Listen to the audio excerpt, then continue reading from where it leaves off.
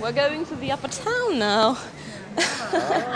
The upper town was for the upper class. The lower town was for the lower class. So the tensions between the upper class and the lower class reached their peak in the Middle Ages. So a wall dividing the two towns was erected. From here, for example, you can see one of the watch towers that used to divide the upper town and the lower town. However, we should not confuse this watchtower and the wall that divided the two towns with the city wall that surrounded the old town. So in the Middle Ages, the old town was a very well defended structure. And now we're going up to see the upper town. And now we're going up this way. The street is still the long leg. Artists displaying their paintings, and here's some young gals selling postcards and the Tallinn cards, the discount card. Natives of Tallinn? Yeah. Yeah? Estonian girls. Yes. Thank you very much. As our guide explained, we're now in the upper town, which was for the nobles, and really it was a castle. There was a wall around this upper section, and it was in effect a separate town altogether. Here we're at Castle Square. There's the Estonian Parliament behind this beautiful pink palace as we continue with our guide. The cathedral over here is called Nevsky Cathedral, and it was the last building erected in the upper town. The construction works were finished in 1900. The architect of the cathedral was a Russian architect, Preobrazhensky, whose main aim was to build such a cathedral that would remind of typical Russian cathedrals of the 16th and 17th centuries. And for example, the doors were made in Russia, in the Ukraine to be exact, and they were brought over here to Tallinn. Now, the cathedral has 5 domes. Well, from here you can see only 3 domes. The main dome symbolizes Jesus Christ, and the other domes symbolize disciples. The street over here dates back to the 14th century. The old town is an area close to town traffic, but as there are lots of offices in the upper town, there are always cars moving around. The white church right in front of us is located in the heart of the upper town, and this church is called the Dome Church. It is the oldest church in Tallinn. It was built early in the 13th century, but back then it was wooden. In the 13th century, this church was wooden, but in 1684, the Great Fire took place in the upper town, when most of the buildings were just razed to the ground. And nowadays, the church is rebuilt in limestone, which is the most available material in Estonia. Thus, it is our national stone, limestone. Well, nowadays, the church is still functional. It has a congregation of around 300 members. And from here, you get a splendid view at the lower town, especially at the city wall and the watchtowers. Now, the city wall, right here, was erected in the Middle Ages. The construction works took place in the 13th and 14th centuries. Back then, the city wall was around 3 kilometers long, and it had 48 watchtowers. Nowadays, only 2 kilometers of the city wall are left and about 24 watchtowers. This is St. Olaf's Church. It used to be the highest church in Europe. There are 2 viewing points here. Here you get one view, and there you get the view at the city.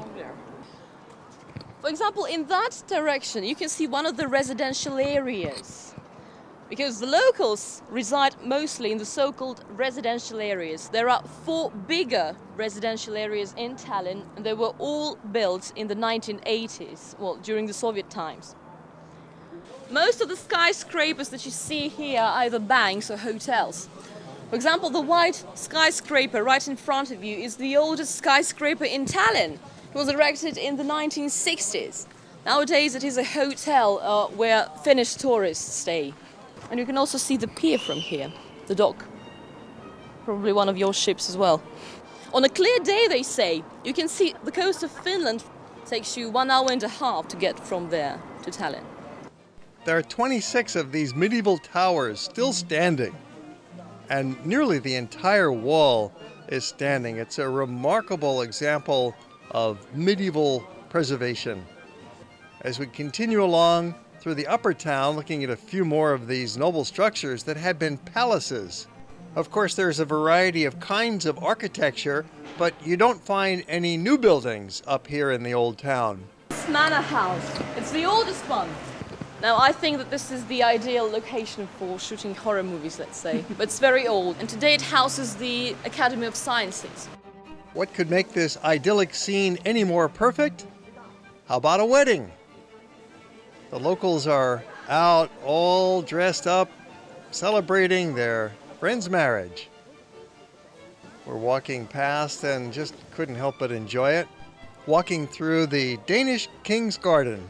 This marks the boundary of the upper town, or the castle. Again, it was a separate community with the aristocrats living up above and the merchants living down below. And they make it quite easy to walk downhill with this staircase. And the merchants didn't have it so bad at all. The town was a beautifully functioning small medieval city. So another church on our way, St. Nicholas Church, was built in the 14th century by the merchants from the island of Gotland. And back then, it was used as a storehouse, not as a church. And then we continued along with our guide another couple of blocks to the centerpiece of the whole town. You can get some information here if you don't have your own guide. The centerpiece being the town square. Now we have reached the very heart of the old town, the town hall square. In the Middle Ages, the square was a bit smaller, but it was still surrounded by a number of pastel-colored buildings and lots of tiny shops. Now the main building on the town hall square is the town hall itself. It is the best preserved town hall in the Baltic and Scandinavian states. It dates back to 1402. As to the exterior of the building, you can see two water spouts in the shape of dragon heads. Now, ancient Estonians were very fond of all kinds of symbols. That is why they believed that the dragon protected you against all odds and evils. That is why they chose the dragon for the water spouts. There was one execution that took place on the town hall square, and legend has it that it was a mad priest who once came to one of the pubs of the old town, and he was so dissatisfied with the service that he took an axe and killed the girl, or killed the maid. Then he came to the town hall and confessed. His only wish was to execute him, and the wish was fulfilled.